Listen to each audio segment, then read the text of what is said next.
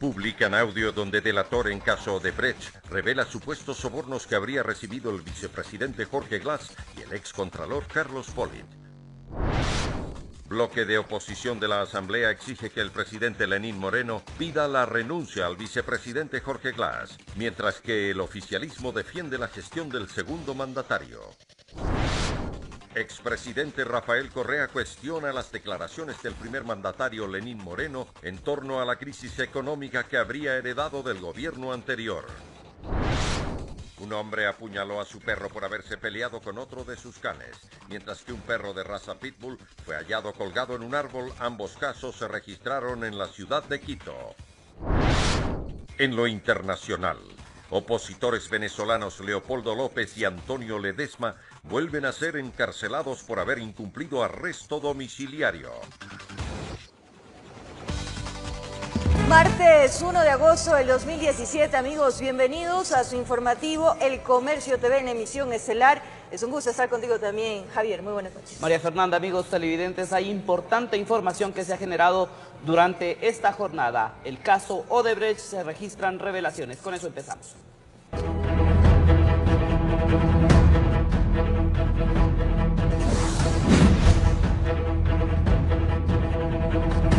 Así es, este martes se filtró un audio de uno de los delatores en el caso Odebrecht, que habría entregado a la justicia brasileña. En él se detalla la entrega de supuestas coimas al excontralor general del Estado, Carlos Pollitt. La revelación la realiza un diario brasileño. El audio filtrado fue publicado por un diario brasileño. En él se escucha el diálogo entre un alto directivo de Odebrecht en Ecuador y el excontralor Carlos Pollitt, a quien la empresa le habría entregado coimas a cambio de recibir informes favorables que viabilicen la concesión de contratos en varias obras. Foi bueno saber que tu vas a seguir aí como contralor, ¿no? Que isso é importante para nosotros, ¿no? Para el resto sí lo van a cambiar todo. Fiscal, toda otra gente. Como quedou o tema do fiscal aí, que com os Panama Papers, que estava... Tinha O sea, conta... públicamente te... Me acordo que tu sempre me ligava, que eu quero receber em efetivo, não quero em conta, justo para não ter problema, ¿no? Nada de cuenta, ni prefiero yo, y mira, yo no tengo ni efectivo, no tengo nada. Es lo peor, la gente, puta, corrieron a abrir cuentas en Panamá, yo tengo aquí. E aí me acordo que você nunca queria que pagássemos em conta, não? Solo em... Nada, a veces tú decías, dame una cuenta fuera, puta, no es un lío, o sea, a lo mejor no. Pero a veces me decía, amigo. Sim. Já havia lhe pedido algumas vezes, me dá uma conta fora. Podía haber algún día del problema. No tengo nada. Pero tu me havia dado uma conta de tu hijo, ¿no? Algo así. No, el hijo no era. Es que mi hijo maneja muchas cuentas en los bancos de clientes. Ok. Entonces ahí todos tienen cuentas por afuera. Creo que una vez hiciste un envío, ¿no? Sim. ¿Y a dónde? ¿A qué país fue? Mas eu creio que havíamos enviado para uma imobiliária, não? ¿Pero a dónde? Imobiliária Cosani, não sei. ¿A dónde? ¿A qué Não país? me recordo. Você Eso me ha dado a Esas instrução. son compañías internacionales, no nada que ver con el Ecuador. Aham, ok. Você me havia dado dois nomes uma vez, imobiliária Cosani ou outra Plastiquim, algo assim. Plastiquim. Pero... ¿Y ustedes de dónde mandaron eso? ¿De qué compañía? Não sei. Aí realmente não sei. Del mundo. Sim, de fora, claro, não sei. Porque quando você me dijo, eu quero em efetivo... Y fue poquito. Você me pediu, o que você me pedia em efetivo, eu entregava em efetivo, foi o melhor, não? Porque... Exato. Pero, Carlos, então me ajuda com esses informes para ter a cópia, não? En Ecuador, la Fiscalía había ofrecido hacer públicos estos audios, pero el proceso aún continúa en investigación. En la delación realizada por este alto funcionario de Odebrecht, se relata también que entre 2012 y 2015 se pagó a Pollitt coimas por un total de $4.100.000. De esa cantidad, $2.400.000 fueron pagados en Ecuador en efectivo, directamente por este alto funcionario de Odebrecht a Pollitt, en encuentros que ocurrían de 2 a 3 veces por mes. Pollitt, dicen en la delación, guardaba el dinero en una caja fuerte empotrada en la pared del closet en una suite de un lujoso hotel capitalino. Mientras tanto, el abogado defensor de Carlos Pollitt en rueda de prensa dice que este audio hecho público deberá ser cotejado en pericia para determinar su autenticidad. Pero por lo pronto, creo yo, que si es que se le quiere dar validez a esto, deberían abrir un expediente indagatorio por concusión para investigar la actuación del alto funcionario, del altísimo funcionario. Y además de eso, repito, enviar lo pertinente certificado para que las autoridades electorales abran un expediente por una presunta o posible infracción electoral. Son las primeras revelaciones que se realizan de los audios que altos funcionarios de la empresa Odebrecht habrían grabado a funcionarios ecuatorianos que fueron coimados. La Fiscalía tiene en sus manos documentos y videos con mayor información sobre este caso de corrupción que sacude al país. Informó Javier Gallo. Y en el audio difundido este martes en Brasil de uno de los delatores de la empresa Odebrecht se menciona al actual vicepresidente de la República, Jorge Glass. En el audio se escucha también que el funcionario nombra a Ricardo Rivera, tío del vicepresidente, que hoy está detenido por este caso. Eso es importante. El audio fue filtrado este martes desde Brasil. Aquí se escucha al excontralor Carlos Pollitt hablar de política con José Consensao Santos, alto directivo de Odebrecht en Ecuador, y la seguridad de que Lenín Moreno gane las elecciones. ¿Y cómo anda el tema político ahí? ¿Quién va a salir como presidente? ¿Quién está ahí? Lenín Moreno. Lenín Moreno va a salir. No hay nadie no tiene competidor. Más adelante en el audio se escucha mencionar por parte del delator de Odebrecht el nombre del vicepresidente Jorge Glass. También se nombra a su tío Ricardo Rivera, hoy detenido por este caso. Pero yo supe que Jorge Glass está ahí haciendo caja, pidiendo plata, teniendo mucho dinero ahí para... Los contratistas no. Ustedes otra vez han dado, sí, pero cuando lo estaban ustedes pagando. Sí. Ahorita, ¿dónde van a dar? ¿Para qué campaña van a dar? Y más aún ustedes que están con tanto problema internacional. Sí. No, Jorge Glass me había pedido plata para todos los contratos, ¿no? O sea, quería todos los contratos, quería pedir, sí. ¿Y quién habla contigo de eso? Él no tiene aquel parente dele, él tiene un tío, no sé qué. Así por el Rivera. ¿Cómo se llama él? Rivera. Tenía otro nombre, Ricardo Rivera, ¿no? Ricardo Rivera. Eso es ya no solo las empresas chinas, van por todas partes. Sí. Y me dijo que era una obligación porque los chinos ya pagaban y tal. Y este fragmento correspondería al audio que causó controversia hace varios días en el país, luego de que un perito ecuatoriano habría buscado cambiar los nombres de las personas que eran mencionadas en este diálogo. Por ello, el policía que realizó la pericia fue detenido. El fiscal general, en entrevista a un portal informativo, aseguraba que el perito habría recibido presiones externas para cambiar nombres y circunstancias detalladas en el audio. Llega el informe al escritorio del fiscal general. Resulta que todos habían escuchado el audio, menos el perito. Y resulta que todos habían escuchado claramente los proyectos de la empresa Odebrecht en la cual se estaban pactando aspectos ilegales entre los interlocutores, menos del perito. ¿Ya? Resulta que se escuchaban nombres, menos del perito. Y si el señor Fuentes se dejó presionar por miembros de la policía, o si el señor Fuentes creyó que porque le dieron poco tiempo, o si el señor Fuentes dice que ha sido presionado, el que haya sido presionado no le daba derecho de mentir en el informe pericial. Así, las delaciones y los audios grabados por altos funcionarios de Odebrecht comienzan a salir a la luz. Informó Javier Gallo. Y la tarde de este martes, el vicepresidente Jorge Glass emitió un comunicado en el que ratifica su compromiso de lucha contra la corrupción y afirma que los supuestos audios que involucran no son más que una gran estrategia de difamación en su contra. Eso es importante. Tras la información publicada este 1 de agosto sobre el caso Odebrecht, el vicepresidente Jorge Glass emitió un comunicado en el que asegura: ante un supuesto audio de uno de los delatores de la empresa Odebrecht, ratifico mi voluntad de apoyar todas las investigaciones que sean necesarias para que la verdad brille y se sancione todo acto de corrupción. Y continúa, a todos nos consta que Odebrecht es una empresa corrupta y corruptora que a través de cualquier medio, incluyendo el espionaje político, ha intentado involucrarme en su trama delictiva. El vicepresidente también explica que durante un año lo habrían tratado de involucrar en dicho caso de corrupción, sin presentar pruebas, por lo que se ratifica en... Como lo manifesté frente al Ecuador en la Asamblea Nacional, si alguien se ha tomado mi nombre en beneficio propio, tendrá que responder ante la justicia. Y concluye afirmando que esto es parte de una gran estrategia.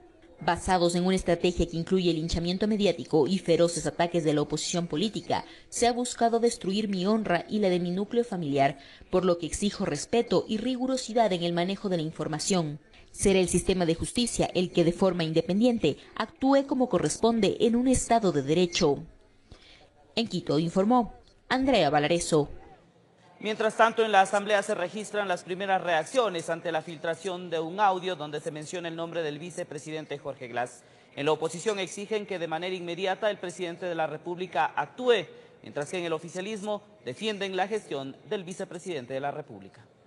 Tras la filtración de audios que comprometen al vicepresidente Jorge Glass, en la oposición aseguran que es momento de que el presidente Lenín Moreno actúe. Si es que en algo podemos creer, ese llamado al diálogo, si en algo podemos creer o quieren que creamos esta cirugía mayor contra la corrupción, es deber y obligación del presidente Lenín Moreno solicitarle de manera inmediata la renuncia a Jorge Glass Espinel. Así de simple. Que no se puede seguir ocultando las claras relaciones que, según la oposición, existen entre los actos de corrupción denunciados y el vicepresidente de la República. Bueno, para nosotros no hay ninguna duda de quién es JG o lo que ha estado haciendo Jorge Glass.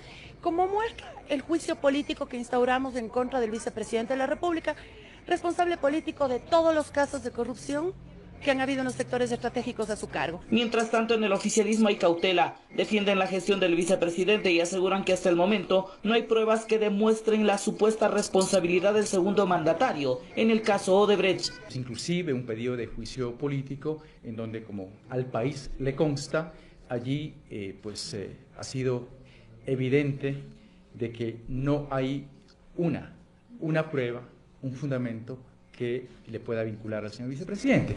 En la bancada oficialista se mantiene la confianza de que el vicepresidente nada tiene que ver con las denuncias de corrupción que se han generado hasta el momento. La Asamblea tiene una comisión de fiscalización que está siendo parte de todo el proceso de investigación.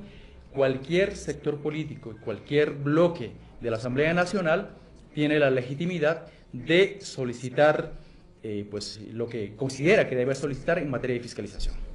Son las reacciones que se registran tras las publicaciones de los audios que delatores de Odebrecht entregaron a la justicia brasileña, que busca esclarecer este caso de corrupción. Informó Javier Gallo.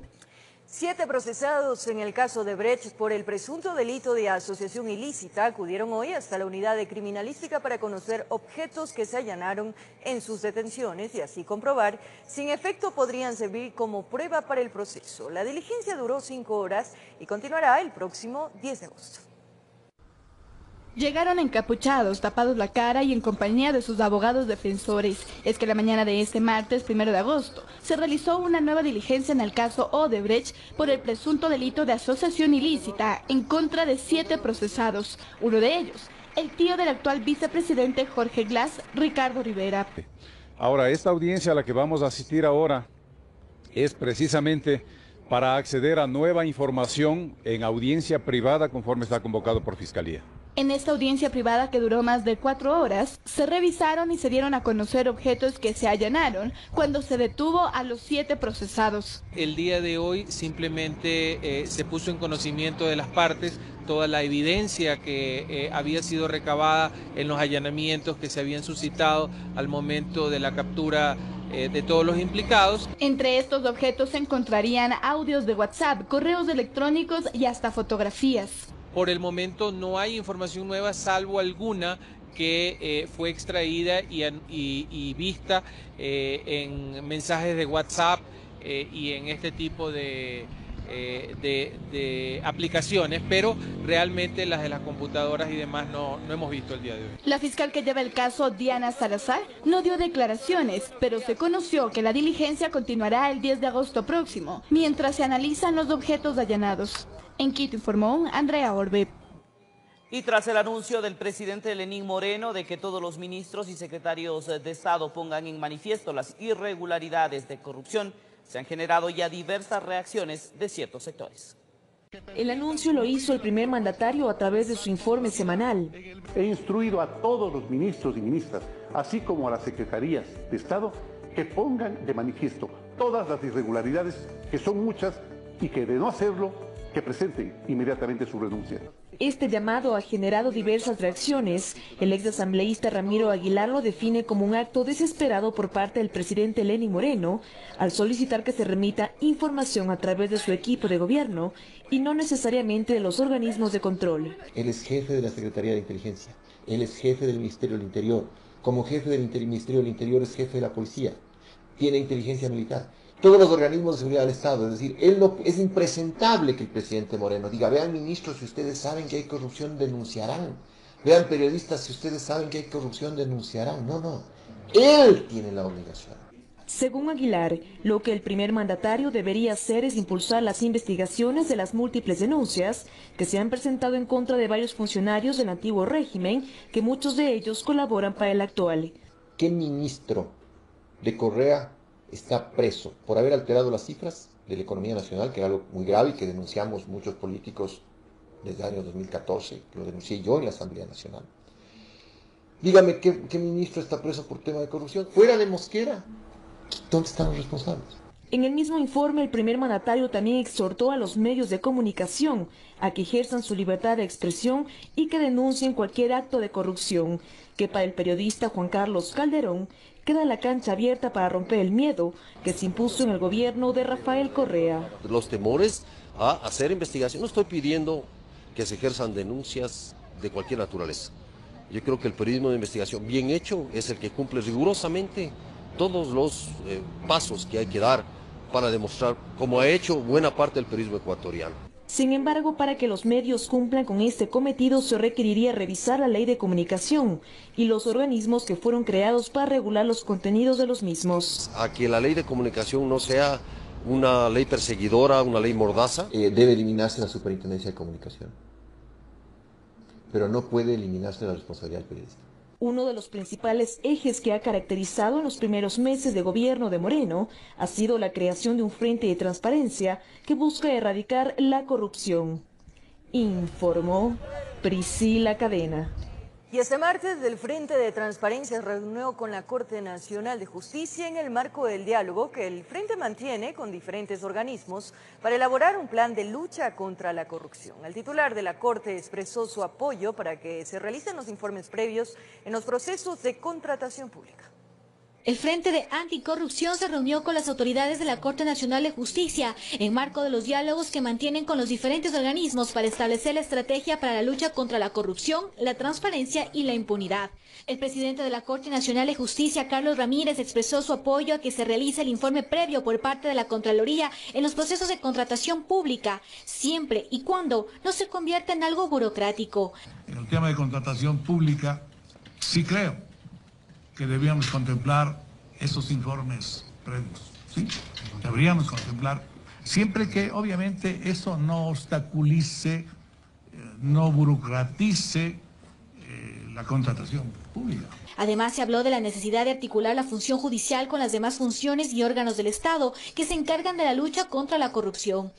Otro tema que fue tratado en relación a la corrupción es la normativa y la aplicación del régimen disciplinario de los jueces, porque por ahí pudiera haber algún nicho proclive a algunos actos de corrupción. Tema importante también es la revisión de cómo se realizan los procesos de extradición en el país, que si bien es cierto son estructurados por la Corte Nacional de Justicia, es la Cancillería la que hace la gestión para la extradición. La única alternativa que queda es la insistencia diplomática, porque insisto, ya no depende de la Corte Nacional de Justicia, la Corte estructura los procesos. ¿Y de la justicia ecuatoriana? No, tampoco, y de ahí pasan a Cancillería, y es entre diplomáticos que se resuelve el tema. Por su parte, la canciller María Fernanda Espinosa, quien forma parte del Frente, explicó que se está articulando la información que se obtiene en cada encuentro para trabajar en la propuesta, que se estima será presentada a finales del mes de agosto al presidente de la República, Lenín Moreno.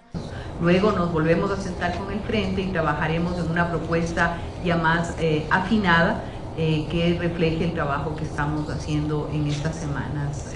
Y se la entregaremos, como lo hicimos con la estrategia, se la entregaremos al presidente. Informó Alison Corral. El Contralor General del Estado ordenó el inicio de una auditoría a la deuda interna y externa del país. Esto luego de las revelaciones realizadas por el presidente de la República ante un posible sobreendeudamiento. La decisión la tomó la Contraloría luego de que el presidente de la República ratificara en cadena nacional que el país fue sobreendeudado. Este año apenas saldremos adelante. Y a partir del próximo necesitamos entre 8 y 10 mil millones de dólares anualmente solo para pagar la deuda que nos dejaron. No se actuó con responsabilidad. Mediante boletín de prensa, la Contraloría informó que se ha decidido iniciar una auditoría a toda la deuda que ha adquirido el país en los últimos años y dispuso la realización de un examen especial a la legalidad, fuentes y uso de la deuda pública entre 2012 y 2017. Y a este pedido de auditoría se suman sectores de oposición, quienes aseguran que es necesario determinar a los responsables de este sobreendeudamiento. Así que necesitamos saber quiénes son los responsables, no solamente de ocultar cifras, sino de un presumible mal manejo de fondos de la deuda pública. Recordando, dicen ellos, que se han violado artículos de la Constitución que prohíben el sobreendeudamiento. Presumimos que hay valores de la deuda pública que habrían sido utilizados en gasto corriente. De ser así, eso configuraría un peculado, señores, un delito. La Contraloría ha dispuesto el inicio de este proceso de manera inmediata y en la auditoría también participará el Ministerio de Finanzas, informó Javier Gallo. Las declaraciones del presidente Moreno en relación a la crisis económica que atraviesa el país tuvo respuesta en más de 40 tweets por parte del expresidente Correa. Fueron 44 tweets los que utilizó el expresidente Rafael Correa para responder a la información proporcionada por el presidente Lenín Moreno en relación a la situación económica que atraviesa el país. El primer mandatario señaló que el país requerirá de hasta 10 mil millones de dólares al año para el pago de la deuda adquirida por el anterior régimen. Necesitamos entre 8 y 10 mil millones de dólares anualmente solo para pagar la deuda que nos dejaron. No se actuó con responsabilidad y ahora tenemos que destinar casi lo mismo de los presupuestos de educación, salud, seguridad, defensa, juntos para pagar una deuda que, insisto, es heredada. En su red social, Correa cuestionó esta aseveración, pues aclaró que todas las cifras eran conocidas públicamente y que incluso parte del equipo económico que colaboró con él se mantienen con el actual mandatario, cuestionando este anuncio a lo que calificó como show. La construcción de obras que debieron ser ejecutadas años atrás y que hoy otorgan réditos al país no pueden ser consideradas como un gasto irresponsable, señala Correa. Por su parte, el presidente Moreno cuestionó también el anuncio de que en los próximos meses se proclamaría un paquetazo como medida para enfrentar la crisis. Nunca promoveremos paquetazos como los responsables de esa situación pretenden vaticinar maliciosamente. Finalmente, sobre el llamado a funcionarios, medios de comunicación y ciudadanía a luchar contra la corrupción, he instruido a todos los ministros y ministras, así como a las secretarías de Estado, que pongan de manifiesto todas las irregularidades, que son muchas, y que de no hacerlo, que presenten inmediatamente su renuncia. Correa señaló que con qué solvencia moral nos puede hablar de lucha contra la corrupción. Hemos tenido lobos disfrazados de corderos. Su consigna, destrozar todo lo que huela a Rafael Correa, puntualizó el exmandatario. Informó Miguel Ángel Bedoya. Y el gobierno ecuatoriano anunció la reestructuración de la deuda pendiente con la empresa Schlumberger, la misma que ascendía a más de 800 millones de dólares. El Ministerio de Hidrocarburos señaló mediante un comunicado de prensa que el gobierno nacional reestructuró la deuda que mantenía con la petrolera Schlumberger y que asciende a 850 millones de dólares. Las obligaciones pendientes entre la petrolera y Petroamazonas serían cubiertas en diferentes formas de pago a corto y largo plazo.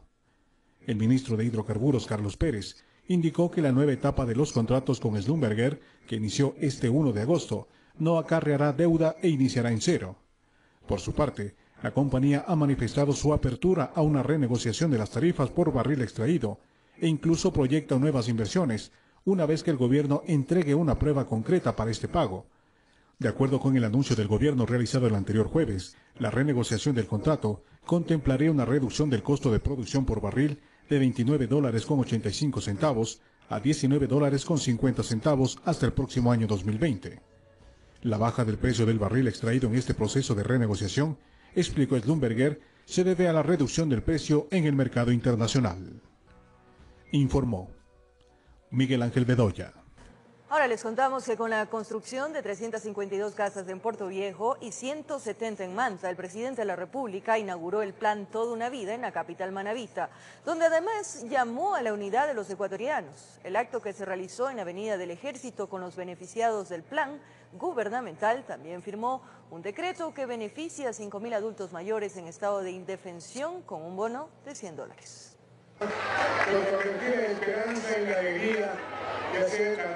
El cantón Puerto Viejo en la provincia de Manabí fue el lugar escogido por el presidente de la República para iniciar el plan Casa para Todos con la construcción de 352 viviendas en Puerto Viejo y 170 en la ciudad de Manta.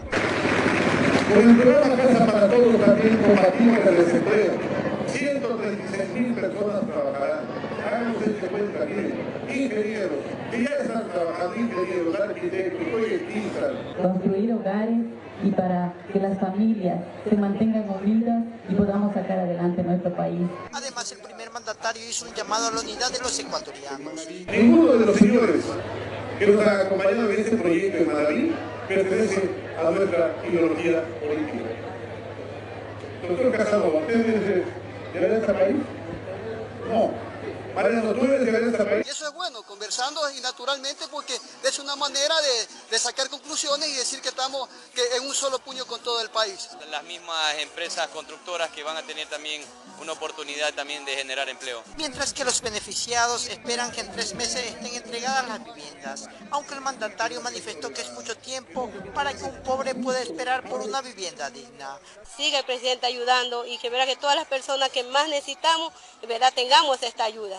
Seamos incluidos dentro de este proyecto que fueron afectadas por el terremoto del 16 de abril del año pasado. Mediante un programa que arranca precisamente el día de hoy, firmé el decreto para que se puedan entregar los primeros 5.000 bonos de $100 cada uno a los viejecitos en estado de indefensión.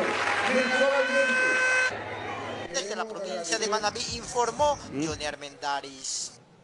Y la Asamblea Nacional creó la comisión denominada AMPETRA para elaborar políticas de Estado que garanticen respeto para los derechos de los niños y que casos de abuso sexual como el ocurrido en 2011 a 41 pequeños no se repitan. El Ministerio de Educación también trabaja en ello. El caso AMPETRA, denominado así por las siglas de la unidad educativa donde 41 niños de entre 10 y 11 años fueron abusados sexualmente por su profesor en 2011, ha abierto el debate y en los primeros sitios donde se ha visto reflejado es en la Asamblea Nacional, donde hace una semana aproximadamente se creó la comisión ocasional con el mismo nombre. Su objetivo es indagar a fondo el caso, pero a su vez tratar el tema de abuso sexual en todas las unidades educativas del país. Venga de donde venga, sean de instituciones públicas o de instituciones privadas, debe haber una política de Estado. Eso es lo que pretende hacer la comisión. Aunque esta comisión ocasional ya lleva el nombre de AMPETRA, para Silvia Salgado, asambleísta por el Partido Socialista, debe cambiarse. Si algo se quiere poner como simbolismo, debería ser AMPETRA nunca más. Pero no solo los legisladores serán parte de esta propuesta, el Ministerio de Educación también intervendrá. La saludamos. Creemos que es absolutamente importante que se involucren mucho más actores en la prevención y ojalá sanción de este tipo de delitos terribles para la sociedad. Hay acciones que ya se han realizado. Acuerdo ministerial para normar los protocolos de acción nuestra responsabilizan, digamos, a todos los estamentos de las unidades educativas. Aseguran que hay aproximadamente 453 casos hasta el 31 de julio del 2017. Estamos construyendo una estadística y lo que sí podríamos decir en este momento es que los sumarios administrativos por casos de violencia sexual reportados en este momento llegan a 453. Yo diría y pondría y subrayaría la palabra al menos. Que la propuesta es erradicar esa problemática en todo el país. En Quito informó Andrea Orbe. Representantes del pueblo afroamericano se reunieron en los exteriores del Palacio de Carondelet para formar parte de los diálogos que fomenta el Ejecutivo y así tratar con prioridad la creación de la Secretaría Técnica de Decenio de los Afroecuatorianos. Este martes en la Plaza de la Independencia, descendientes de afroamericanos se concentraron buscando que desde el Ejecutivo se abran las puertas al diálogo como se lo ha hecho con otros sectores. Su objetivo es que se ponga en la palestra de análisis la propuesta de la creación de la Secretaría Técnica del Decenio de los Afroecuatorianos. Que se toque la política pública en relación con el decenio, pues creemos que han pasado 2 años y medio de la vigencia de la declaración y aún no está institucionalizado el decenio. Esto basado en el decenio afrodescendiente de la Organización de las Naciones Unidas, que manifiesta el establecimiento de políticas públicas desde el 2015 hasta el 2024. Donde la ONU da el 80% de los ingresos y el Estado el 20% para desarrollarlo dentro como pueblo afro. Con la institucionalización de esta dependencia que dicen debe estar adjunta a la presidencia, se busca la justicia y la equidad para el pueblo afrodescendiente. La agenda de trabajo del pueblo afro con los ejes reconocimiento, justicia y desarrollo, y en el marco de vincularnos al diálogo con la política del plan Toda una Vida, donde exigiremos la participación equitativa del pueblo afroecuatoriano para el desarrollo como corresponde. Pese a su concentración, no pudieron ser atendidos, pues el primer mandatario se encontraba en provincia cumpliendo agenda, informó Alison Corral. Cambiamos de ámbito informativo. En la vía Guayabamba-Quito se registró el volcamiento de un furgón, dejando como resultado una persona herida y otra fallecida. Aparentemente una falla mecánica sería la causa del accidente de tránsito. Sucedió a la altura del puente de Collas. Cuando tomaba la curva, presuntamente el chofer no se dio cuenta que el sistema de frenos estaba averiado. En medio de la desesperación habría intentado controlar el vehículo, pero se salió de la vía y se viró, arrastrándose por varios metros sobre el asfalto. Por versiones del acompañante indica que se ha quedado sin frenos. Un daño mecánico. Exactamente. En el recorrido habría chocado en una especie de muro, generando que parte de la cabina quede destrozada. El conductor llevó la peor parte, a pesar que salió con vida, luego de ser ayudado por quienes transitaban por la vía. A los pocos minutos se complicó su cuadro médico y lamentablemente falleció. La persona ya se encontraba en la acera, mismo que fue ayudada por las personas que transitaban en el lugar. Ayudaron a sacar. Quien viajaba como acompañante, luego de recibir los primeros auxilios, fue llevado hasta una casa de salud. El camión se dirigía en sentido Quito-Guayabamba, transportando aceite para vehículos. Al momento de nuestra llegada, las personas la persona herida se encontraba fuera del vehículo, la misma que fue atendida y posteriormente transportada. Familiares y allegados del hombre de 23 años llegaron hasta el lugar del accidente. En medio del dolor intentaban entender lo que pasó.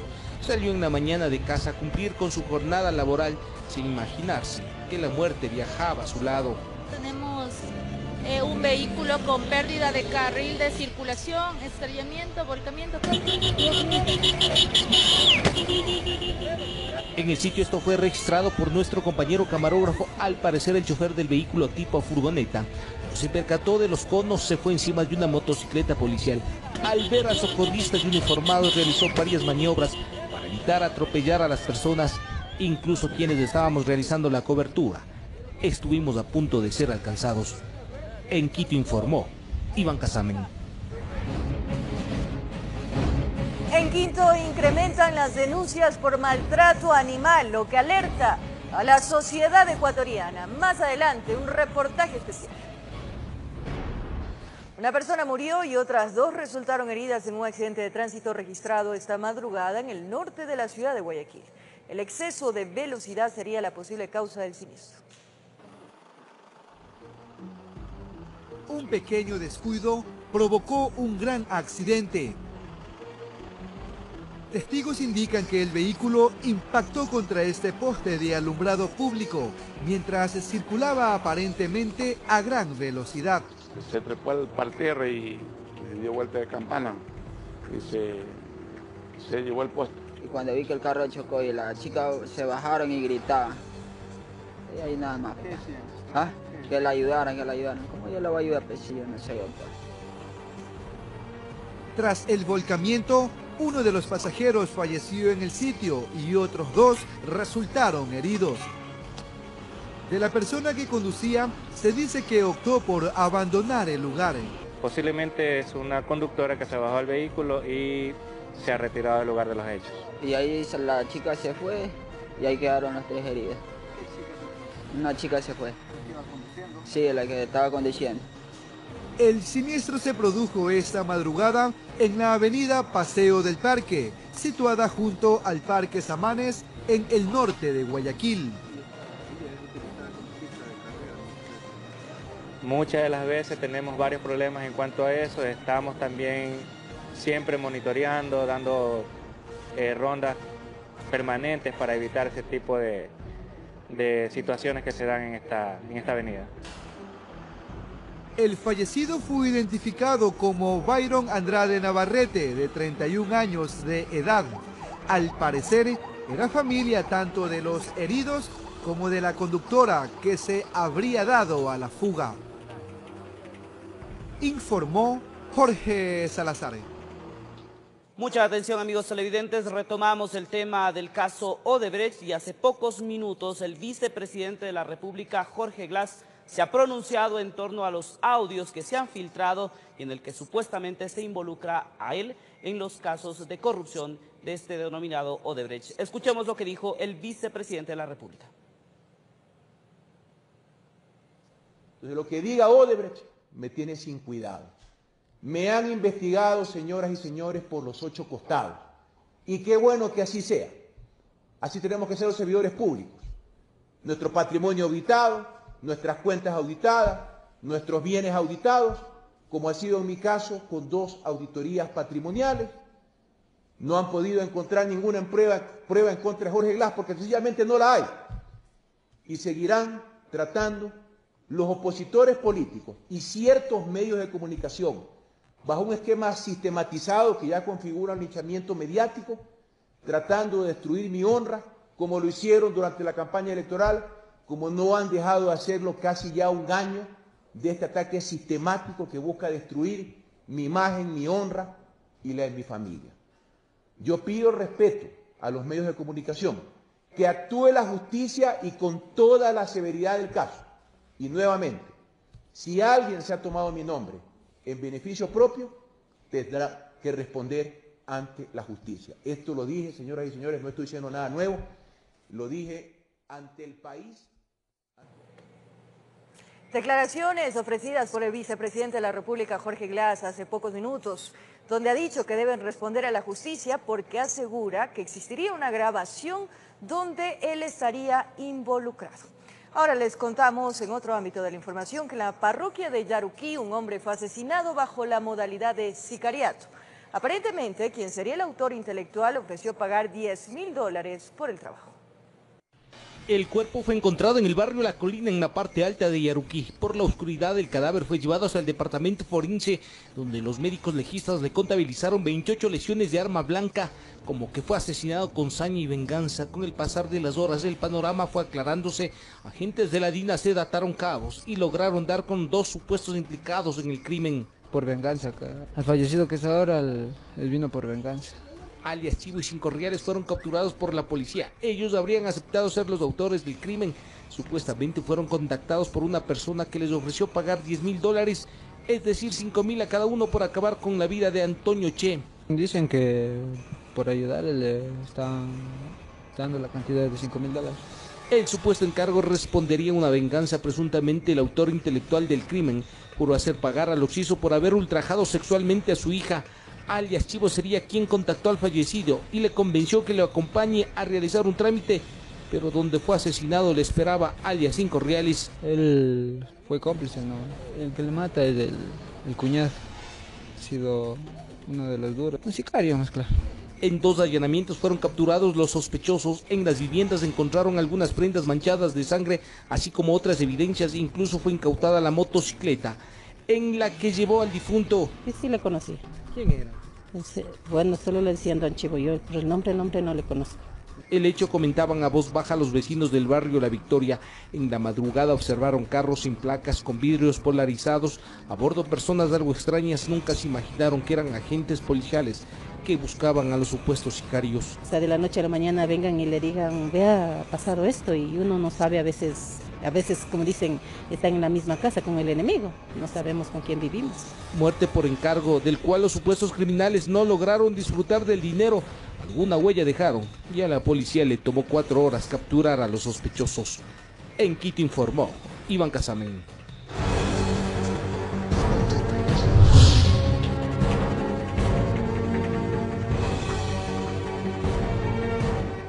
Y 2 perritos mueren tras ser terriblemente maltratados en Quito. Las autoridades investigan las causas de este hecho. 2 casos de maltrato animal extremo se vivieron en Quito. Uno, el de este pitbull blanco que fue encontrado sin vida colgando de un árbol. Es un perro pitbull que fue ahorcado en un árbol. La policía metropolitana acudió al lugar, lo bajó e inmediatamente puso en conocimiento de las autoridades. El segundo, al sur de la capital, una perrita mestiza que habría sido apuñalada por su propio dueño. Un perrito mestizo fue apuñalado varias veces y falleció. Según los testigos, el animal habría herido a una perra más pequeña, por lo que su propietario la golpeó y luego la apuñaló, causándole la muerte. El causante de esto fue detenido por la comunidad y ahora está siendo investigado por la fiscalía. El implicado fue sentenciado a la máxima pena contemplada en el COIP. Bajo el artículo 249 se estipula que la persona que por acción u omisión cause daño, produzca lesiones, deterioro a la integridad física de una mascota o animal de compañía, será sancionado con pena de 50 a 100 horas de servicio comunitario. Si se causa la muerte del animal, será sancionado con pena privativa de la libertad de 3 a 7 días.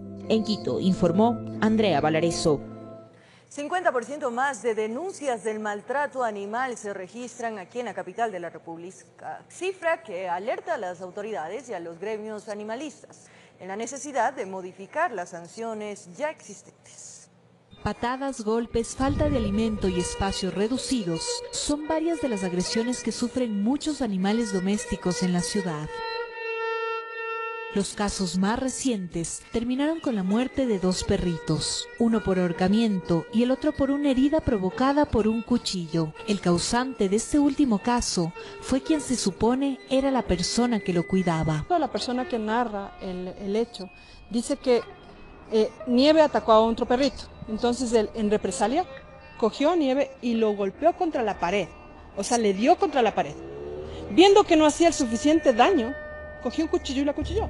En el primer semestre del 2017, 478 denuncias han sido reportadas a la Agencia Metropolitana de Control, 50% más de las registradas en el mismo periodo del año anterior. Lo preocupante son los 141 casos en los que se rescató al animalito de su hogar, pues una vez ingresada la alerta, el ente de control investiga el hecho. En la mayoría de los casos se reporta por la falta de carné de vacunas o la poca atención por largos periodos, pero la decisión de llevar al perro a un albergue surge cuando hay maltrato. Muestran inicios de maltrato físico, falta de alimento, un probable reducido espacio físico. Si bien existe una ordenanza municipal que sanciona económicamente la agresión, el COIP lo tipifica como un delito. En el caso del perrito acuchillado, el agresor fue sancionado con 7 días de prisión y otra multa pecuniaria, castigo que para autoridades y animalistas resulta insuficiente. No nos olvidemos que la violencia animal es violencia social.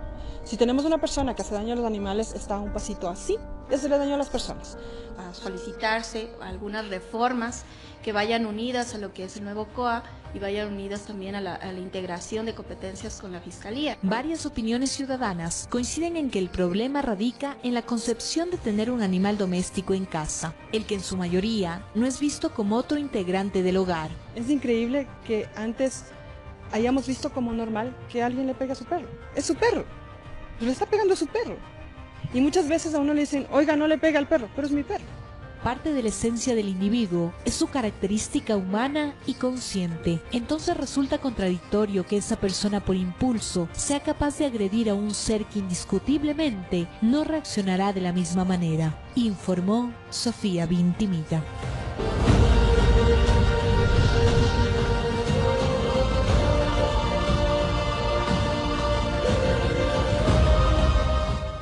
Con los zapatos rotos y amparada solo con su determinación y ganas de representar al Ecuador en el Mundial de Atletismo en Kenia, Glenda Morejón se convirtió en la campeona, venciendo a todas las probabilidades y a otras deportistas de élite.